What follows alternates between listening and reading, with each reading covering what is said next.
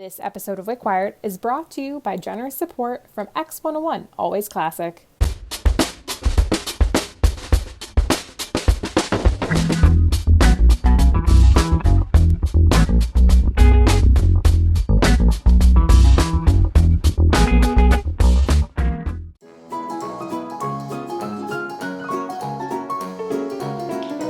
In the 21st century, we can see a 3D movie every day.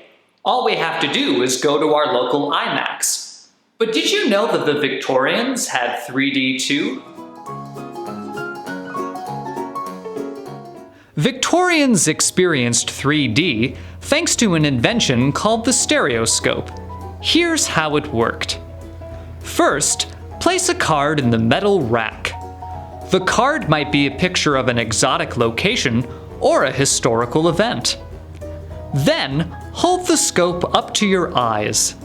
The two windows allow you to view the image as if you're looking through binoculars.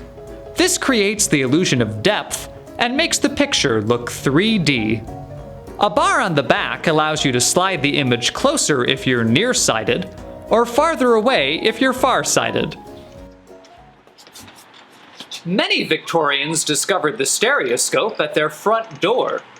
Companies like Underwood and Underwood hired college students as traveling salesmen, who demonstrated the stereoscope for middle-class customers each summer. Hey, it beats selling encyclopedias. Customers could also buy stereo cards through mail-order catalogs, like Montgomery Ward, for 15 cents each, about $4 today.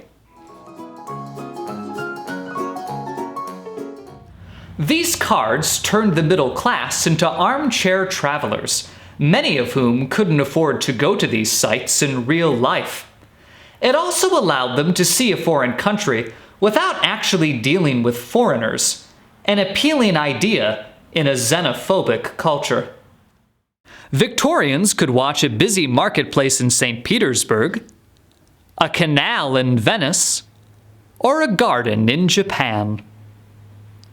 At the turn of the century, the Pettyjohn Company released a series of collectible travel cards.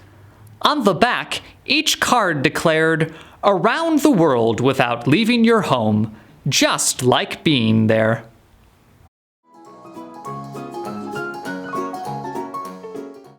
Snapshots of foreign cultures weren't the only stereo cards in high demand. Victorians wanted to see other Americans too. Photos of Native Americans fascinated the Victorians. Stereo cards showed natives in highly posed scenes, turning a frequent battlefield enemy into a comfortable, non-threatening figure, safely contained within a photo. These cards reinforced prejudices that Victorians had about natives, or, as the stereo card captions called them, the proud red men.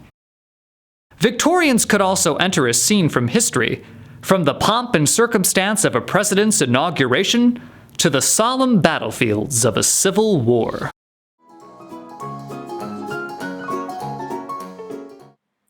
When Victorians were done looking at foreign vistas or Native Americans, they could watch a story unfold before their eyes. Victorians could buy packs of cards that told a complete story.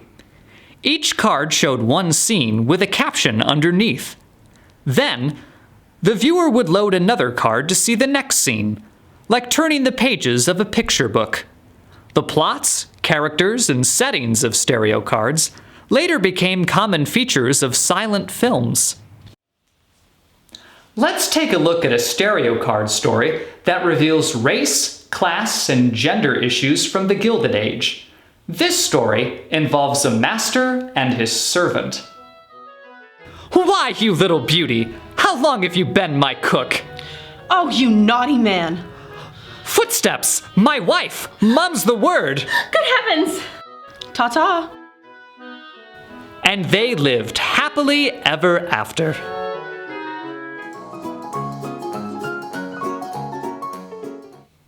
Stereo card companies made educational cards for children, often of world landmarks.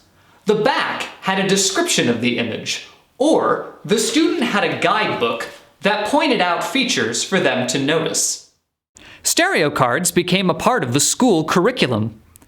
It wasn't unusual to enter a classroom and see a group of students with stereoscopes glued to their faces like strange wooden masks. Try our stereoscope for yourself at the 1890 House Museum, Thursdays through Saturdays from 11 a.m. to 5 p.m.